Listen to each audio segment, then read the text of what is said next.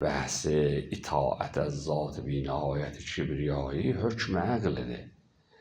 اطاعت از پیغمبر حکم عقلده. اطاعت از ولی الامر حکم عقلده. Burada hükm عقل təsisidir.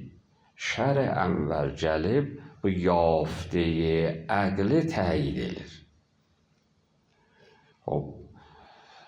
O cüz'iyyat taəti də əql eləyənmir desin nə ilə mühəqqəq olur. Ona görə şər əmvəl buyursun.